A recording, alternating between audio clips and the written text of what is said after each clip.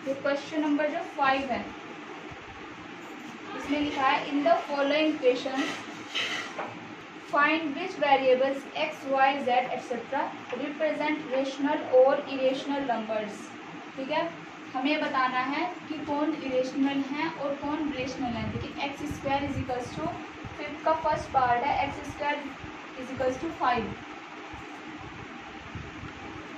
देखिए ये स्क्वायर है, अगर मैं स्क्वायर को इस साइड लेके जाती हूँ तो ये स्क्वायर रूट हो जाता है। देखिए अगर x की पावर n है ना और ये कोई y है और मुझे x यहाँ पर x चाहिए तो x is equals to y की पावर 1/n हो जाता है। ठीक है, तो एक्स स्क्वायर ये 2 है, x अगर मुझे x चाहिए, ये इक्वेशन चाहिए, ये हो जाएगा 5 की पावर 1/2 और 5 की पावर 1/2 क्या होता है √5। √5 is again an irrational number. ठीक है, सेकंड पार्ट क्या है इसका, y square is equals to 9। Y square is equals to 9, this implies y is equals to √9। I hope कि आपको डिफाइन करने की ज़रूरत ना पड़े मुझे कि ये कैसे किया है। ठीक है, सेम इसी तरीके से ये हुआ है कि 9, देखिए वाई स्क्वायर 9 था तो y किया, y इज इक्वल्स टू 9 की पावर 1/2, 9 की power 1/2 that is under root में है 9 या और इज इक्वल्स टू या 3 और 3 इज अ रेशनल नंबर। ठीक है, थर्ड पार्ट क्या है इसका, z square is equals to 0.04। z square is equals to 0.04। 0.04 है, ये भी इसी तरीके से होगा, z आ जाएगा मेरे पास अंडर रूट में 0.04। देखिए 0.04, वैसे तो मुझे पता है कि 0.2 का स्क्वायर रूट है। 0.04 को मुझे सॉल्व करना है, सी दिस डेसिमल पॉइंट से लेफ्ट से राइट की ओर पेयर बनते हैं इस तरीके से, तो 0 के लिए कुछ भी सॉल्व करने की जरूरत नहीं है, इसको मैं ऐसे भी लिख सकती हूँ 0.04। ठीक है, कोई फर्क नहीं पड़ता इस बात से। 0.04 किया, 04 मुझे कुछ ऐसा लाना है कि उसे 2 टाइम मल्टीप्लाई करके मतलब स्क्वायर करके उसका ये आए, या तो ये आए या इससे कम। देखिए 0.2 मैंने पॉइंट यहाँ पर लगा दिया, अब मैंने किया 2 × 4 आया, यानी 0.2 ही आया, तो ये कंप्लीट क्या हो जाएगा, माइनस होके 0 हो जाता है। तो 0.2, देखिए 0.2 4 आया, 1 2 2 के बाद पॉइंट लगना है तो यहाँ पर 0.04, तो ये किसका 0.2 का स्क्वायर रूट है, कंप्लीट स्क्वायर रूट। तो ये क्या है, रेशनल नंबर। ठीक है, थर्ड पार्ट क्या है इसका, u square is equals to 17/4, sorry fourth part है, u square is equals to 17/4। ये आ जाएगा अंडर रूट, u की वैल्यू आएगी अंडर रूट 17/2। ठीक है, अंडर रूट 17 क्या है, इरेशनल, और ये है rational number. Irrational, the quotient of an irrational and a rational number is again an irrational number. ठीक है, कोशेंट जो होगा एक रेशनल और इरेशनल नंबर का, वो क्या होगा, एक इरेशनल नंबर होगा। तो ये under u square is equal to 17/4 again is an irrational number.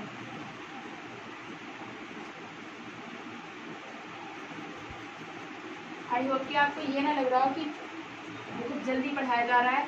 मुझे लग रहा है ये क्वेश्चंस बहुत इजी हैं, सो मैं इनको फास्ट करा रही हूँ, बल्कि फास्ट भी नहीं, बहुत ही अच्छे से आपको बता पा रही हूँ। अपनी तरफ से मैं पूरी कोशिश कर रही हूँ कि आपके अच्छे से समझ में आए। बट अगर आपको अभी भी फास्ट लग रहा हो कुछ भी, सो आप बता सकते हो। और कौन सा है, फिफ्थ पार्ट है इसका, v square is equal to 3, v की वैल्यू आएगी under root 3 and it is an irrational number. ये w स्क्वायर है 27, दिस इम्प्लाइज w आएगा 27 स्क्वायर रूट में ही आएगा 3√3। ये तो आपको पहले बताया ना, अंडर रूट 27 की वैल्यू 3√3 होती है। √3 an irrational number, it is a rational number and the product of an irrational and a rational number is again an irrational number. So ये क्या होगा, एक इरेशनल नंबर। ठीक है, और 7th पार्ट है इसका, t square is equals to 0.4.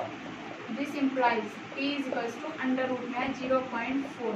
0.4 देखिए वैसे तो 2 की मल्टीप्लाई अगर मैं ये करूँ 2 इंटू 2 करूँ तो ये 4 आएगा, लेकिन यहाँ पॉइंट है, 0.2 इंटू 0.2 करूँ ये आएगा 0.04. ये किसी का भी कंप्लीट स्क्वायर नहीं है, तो ये क्या है, एक इरेशनल नंबर. ठीक है.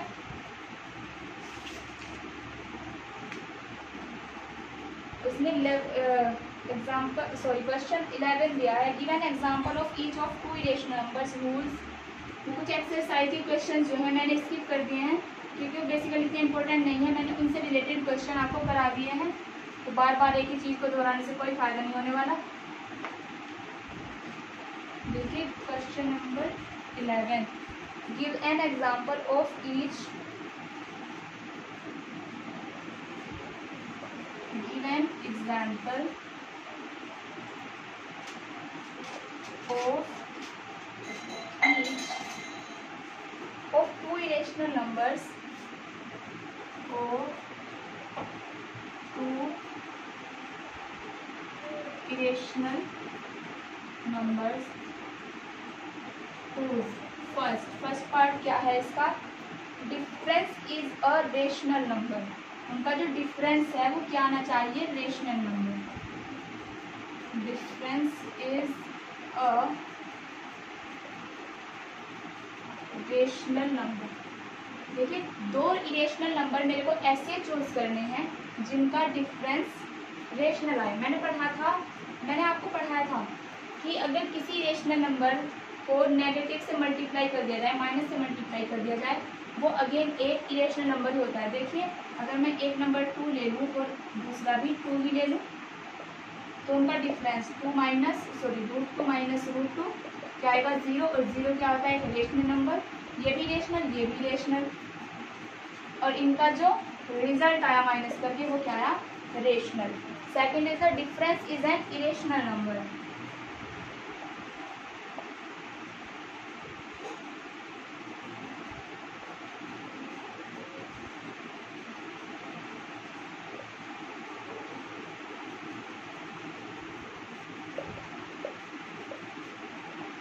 उनका जो डिफरेंस है वो क्या आना चाहिए, irrational number.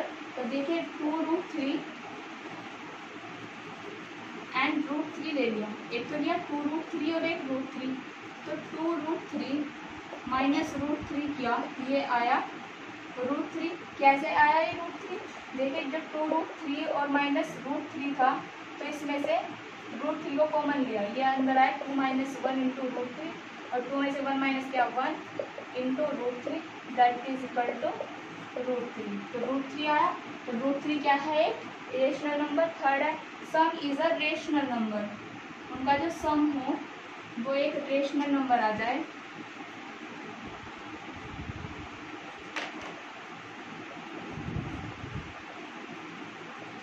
Some is a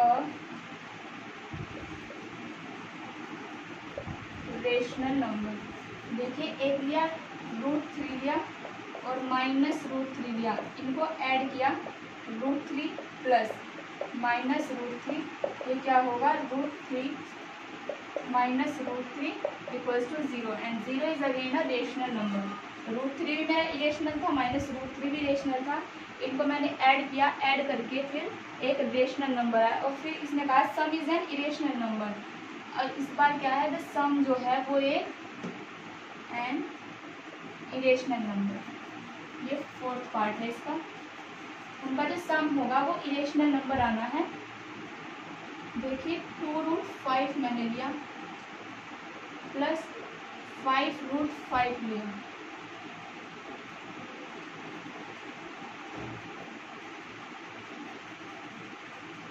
ये इरेशनल इनको ऐड किया 2√5 प्लस 5√5 2 प्लस 5 अंडर√5 को कॉमन लिया मैंने यहाँ से, तो ये आएगा 7√5. और 7√5 क्या है, एक इरेशनल नंबर है. ठीक है. फिफ्थ है product is a rational number and sixth है product is an irrational number.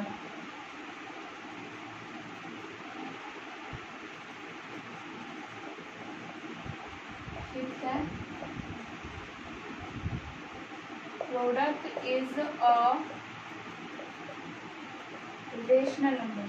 देखिए कोई भी दो इरेशनल्स है मेरे पास, उनको रेशनल बनाने के लिए मेरे को क्या करना होता है, मुझे दो ऐसे नंबर चूज करने हैं जिनको मल्टीप्लाई करें और उनको अंडर रूट में रखा जाए। अंडर रूट में रखने के बावजूद वो किसी भी डिजिट का, किसी भी नंबर का कंप्लीट स्क्वायर बन जाए। जैसे देखिए √2 एंड √2 है, √2 और √2 दोनों क्या है, इरेशनल नंबर है, और इनको अगर मैं मल्टीप्लाई करूँगी, प्रोडक्ट इनका फाइंड करूँगी, ये आएगा √4 and √4 is the complete square of 2। ठीक है, और 2 जो है एक रेशनल नंबर है। 7th पार्ट है इसका, product is an irrational number. Product is an irrational number. अब प्रोडक्ट को क्या लाना है, इरेशनल लाना है। जब प्रोडक्ट को इरेशनल लाना है तो कोई ऐसी डिजिट लूँगी जिनका जो मल्टीप्लाई करेंगे हम, तो जो प्रोडक्ट हमारे पास आएगा, जो रिजल्ट आएगा, वो किसी भी संख्या का कंप्लीट स्क्वायर ना बन पाए। देखिए एक √2 और √3 लिया, इनको मल्टीप्लाई किया, √2 इंटू √3, इनकी पावर सेम है और पावर सेम है तो बेस मल्टीप्लाई हो जाएगा, तो रूट के अंदर, अंडर रूट के अंदर आएगा 2 into 3, this implies under root 6, और under root 6 again is an irrational number. ठीक है, 7th पार्ट है इसका, quotient is a rational number and 8th part is the quotient is an irrational number.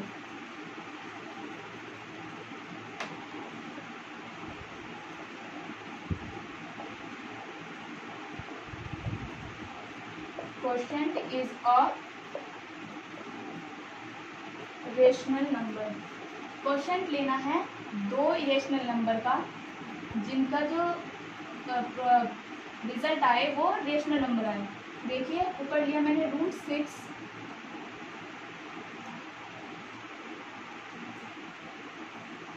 एक तो मैंने √6 लिया कंप्लीट स्क्वायर, मैंने एक लिया √18 और एक लिया अंडर रूट 2। दोनों क्या है, इरेशनल नंबर है। इनका क्वेश्चन मैंने अगर फाइंड किया √18 बाय √2, ये क्या होगा, √18 3 इंटू √2 बाय √2, तो √2 से तो √2 कैंसिल हो जाएगा, ये आएगा 3 and 3 is again a rational number. फिर क्या मेरे को फाइंड करना है, quotient is an irrational number, कि क्वोशंट जो है वो इरेशनल नंबर आना चाहिए। Quotient is an irrational number. देखिए ये मैंने लिया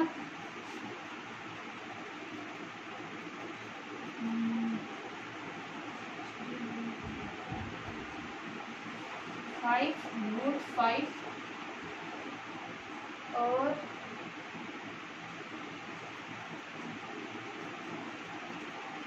एक √2 ले लिया, कुछ भी ले लो, ऐसे तो बहुत से एग्जांपल्स मिल सकते हैं। और देखिए 5 किया, तो इसको 5 √2 ले लो एंड 5 √2, 5 से 5 cancel, 5 √2 again an irrational number.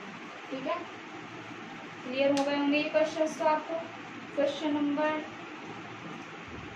देखिए क्वेश्चन है मेरे पास, क्वेश्चन नंबर 14 है ये, prove that √3 plus √5 is an irrational number. Prove that √3 plus √5 is an irrational number. वैसे हम बेसिकली बता सकते हैं, देखिए मैंने आपको रिजल्ट्स बताए थे कुछ, ये irrational and the sum of two irrational number is again an irrational number. ठीक है, बाकी अगर अदरवाइज आपको ये क्वेश्चन ज़्यादा मार्क्स में आ जाए एग्जाम में, तो आपको इसको कैसे सॉल्व करना है, सपोज ये 3 मार्क्स में आ जाए ये क्वेश्चन, सो मैं पहले क्या करूँगी, p को लूँगी, p इज इक्वल्स टू √3 लूँगी। एक तो मैंने लिया x इज इक्वल्स टू √3 और एक y इज इक्वल्स टू √5। इसको मैं उसी तरीके से सॉल्व करूँगी। मैं इसको सपोज करूँगी p/q की फॉर्म, एक रेशनल नंबर p/q की फॉर्म में लिख के मैं इसको बहुत साइड क्या कर दूँगी, इसका स्क्वायर। मैं आपको ये करके बता रही हूँ, देखिए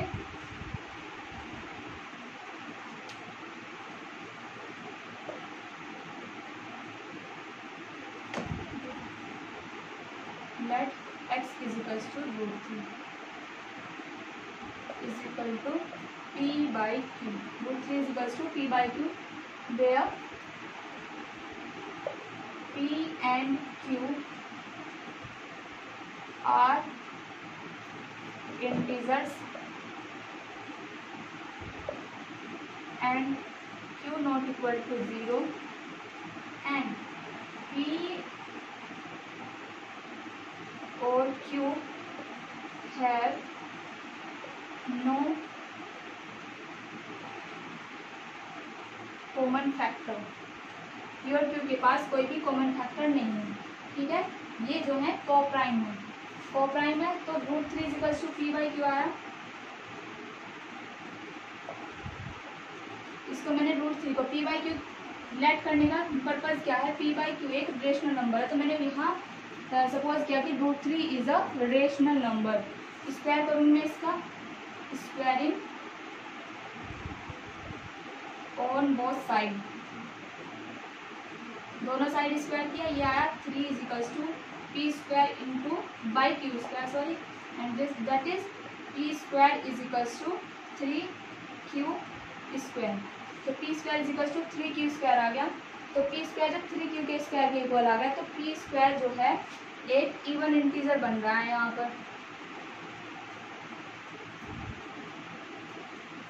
sorry, p square is equals to 3 Q square. ये आई इक्वेशन फर्स्ट। मैंने यहाँ पर लेट किया, let q square is equals to m. ठीक है, पी स्क्वायर यहाँ पर 3 का मल्टीपल बन रहा है, तो पी स्क्वायर को मैंने क्यू स्क्वायर को मैंने एम सपोज कर लिया, तो ये आया p square is equals to 3m। ठीक है, पी स्क्वायर जब 3m आ गया, अब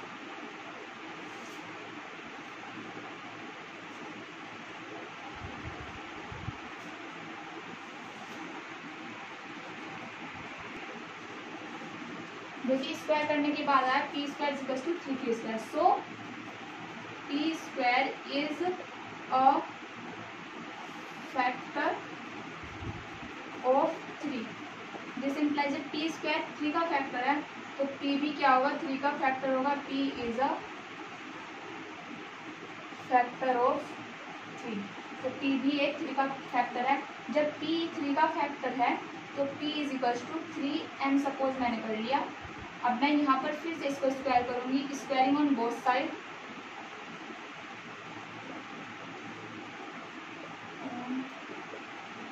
बोथ साइड वी गेट, हमें मिलता है p square is equal to 3 3 9m square, और पी स्क्वायर की वैल्यू क्या थी, देखिए इक्वेशन फर्स्ट से 3 स्क्वायर, तो यहाँ लिखेंगे हम फ्रॉम इक्वेशन फर्स्ट से क्या आया, 3q square is equal to 9m square, 3 से 9 कैंसिल आउट होकर 3 आएगा, ये होगा q square is equal to 3 of m square. तो यहाँ हम क्या लिखेंगे, q स्क्वायर जो है 3 का एक फैक्टर है या मल्टीपल है,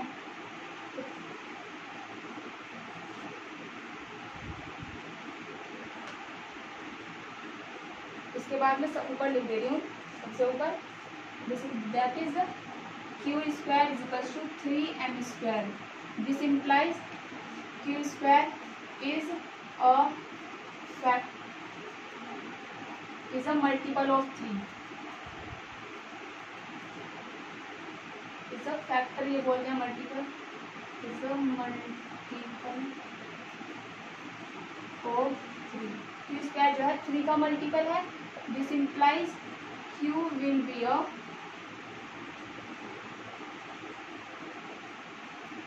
मल्टीपल ऑफ 3, Q भी 3 का मल्टीपल होगा। देखिए एक तो ये आया मेरे पास P is a factor of 3, या P जो है 3 का फैक्टर है, या फैक्टर नहीं, मैं यहाँ पर मल्टीपल ही लिख दे रही हूँ, sorry.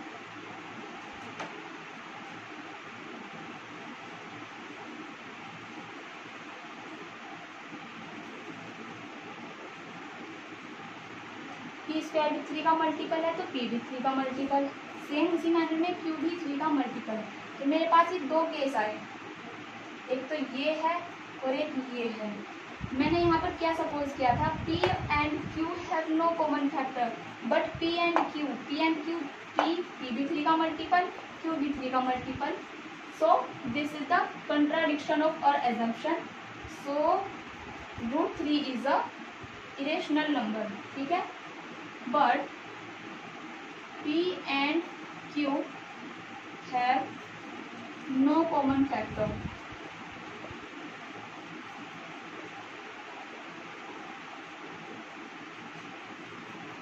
So this is the contradiction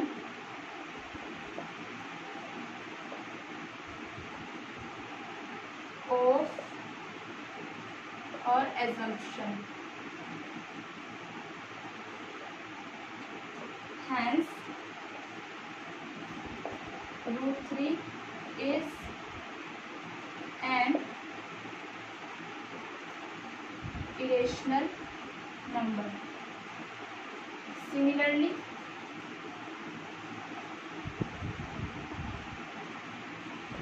√5 is an irrational number. देखिए √3 एक इरेशनल नंबर, √5 एक इरेशनल नंबर, तो कंप्लीट जो इनका रिजल्ट आएगा वो भी क्या आएगा, एक इरेशनल नंबर. ठीक है,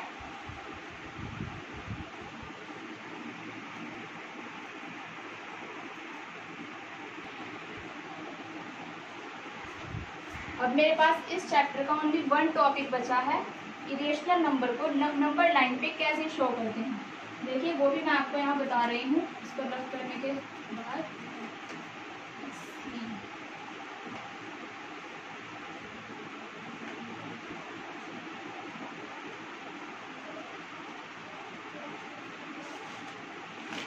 एक चीज अच्छा, मैं आपसे नंबर सिस्टम चैप्टर हम पढ़ रहे थे कि हमें कोई ये पूछा नंबर सिस्टम में आपने क्या क्या पढ़ा, तो आप बताएंगे rational, irrational, natural number, whole number, integers.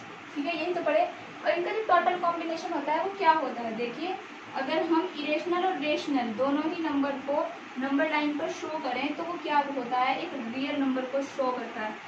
देखो रियल नंबर क्या होते हैं, द कॉम्बिनेशन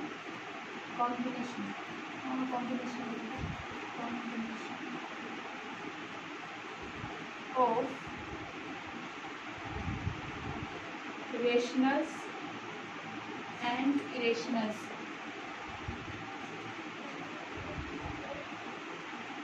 is called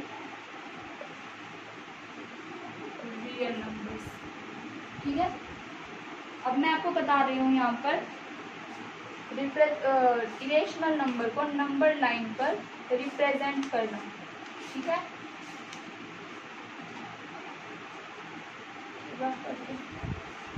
ये है यहाँ पर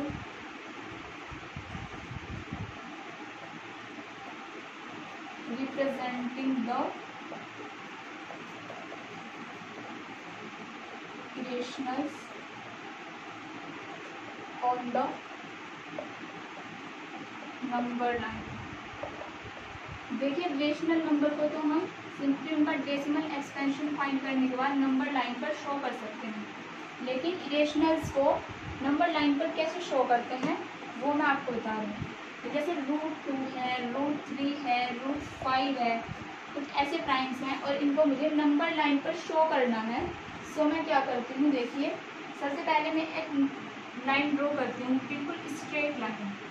ठीक है, तो मैं आपको रफली बता रही हूँ, आपको ये स्केल से ड्रॉ करनी है. स्केल से ड्रॉ करने के बाद ये देखिए यहाँ पर 0, 1, 2, 3, 4, 5 ये जो है सेंटीमीटर्स में है. ये सेंटीमीटर में कि 1 सेंटीमीटर, 2 सेंटीमीटर, 3, 4, 5 सेंटीमीटर. ठीक है, जब मुझे इन चीज़ों को मान लिया मुझे √2 को नंबर लाइन पर शो करना है. फर्स्ट पार्ट क्या है, √2 है. देखिए √2 मैंने पाइथागोरस पढ़ी है हमने, जो वो होता है ना हाइपो का जो स्क्वायर होता है वो बेस स्क्वायर प्लस परपेंडिकुलर का स्क्वायर होता है. ये तो होता है, ठीक है। जैसे 2 है, 2 √2 लाना है मेरे को, तो 1 का स्क्वायर प्लस 1 का स्क्वायर ये होगा 1 + 1 दैट इज 2। और ये हाइपो है अगर यहाँ पर, तो हाइपो का स्क्वायर जो हो जाएगा वो √2 हो जाएगा। हाइपो जब यहाँ आएगा हाइपो वो आ जाएगा √2, ठीक है। तो देखिए नंबर लाइन पर जब √2 को शो करना है तो मैं ना कोई ऐसी डिजिट लेती हूँ जिनका स्क्वायर करके ऐड करें, और ऐड करने के बाद उनको अंडर रूट में लिखें तो वो √2 आ जाए। देखिए मेरे पास 1 और 1 है, इनका स्क्वायर किया तो 2 आएगा, और 2 को मैं अंडर रूट में करूँ तो वो यही तो आ रहा है, ठीक है। तो 1 लेना है। तो देखिए 0 से स्टार्ट करते हैं। 0 से 1 सेंटीमीटर की डिस्टेंस मैंने ली, ये यहाँ तक 0 से 1 तक की डिस्टेंस लेने के बाद मैं बिल्कुल एक्यूरेट 90 डिग्री का एंगल यहाँ पर क्रिएट करती हूँ।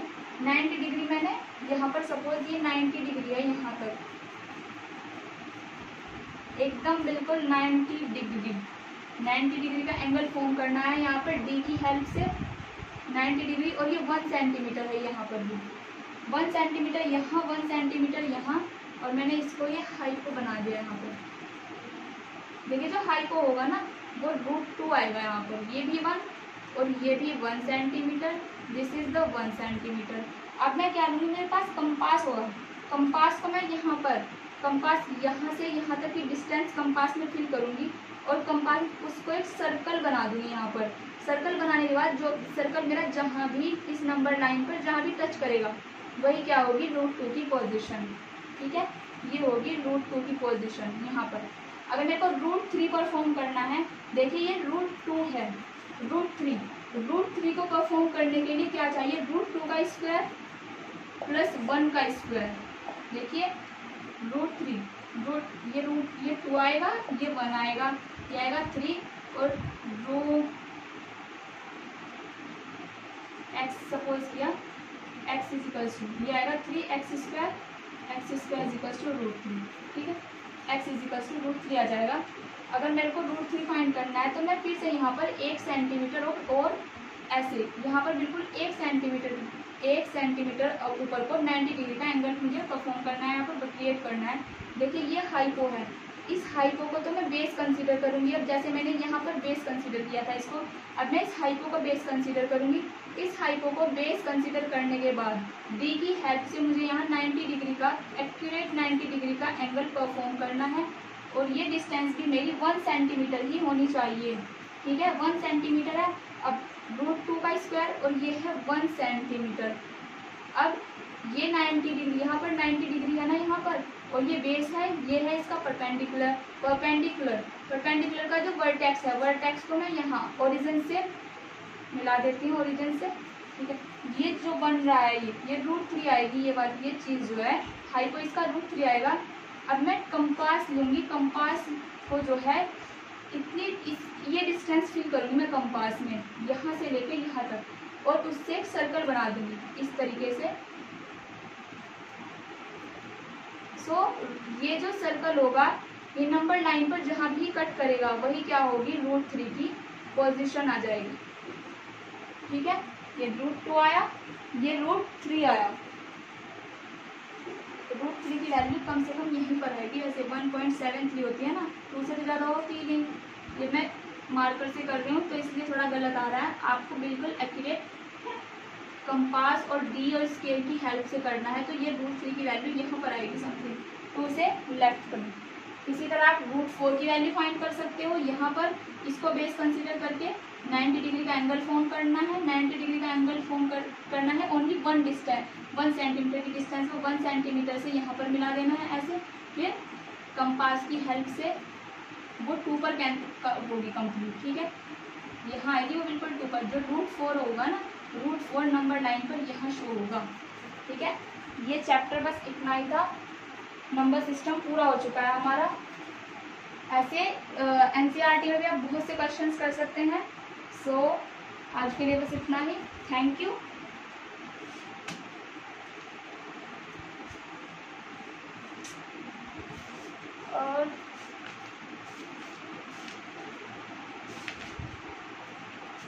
और तो कुछ बचा नहीं है इसमें, ओनली ऑब्जेक्टिव्स हैं। अगर आपके पास बुक हो आर डी शर्मा तो आप करके देख सकते हैं, अदरवाइज सब वही है जो करा दिया है आपको। सो ज़्यादा मुझे कराने की ज़रूरत ना पड़े आई होप। बट अगर कोई भी प्रॉब्लम हो तो आप सर को बोल सकते हैं या फिर कमेंट बॉक्स में लिख सकते हैं। ठीक है, आज के लिए इतना ही। अल्लाह हाफिज़ and thank you, bye bye.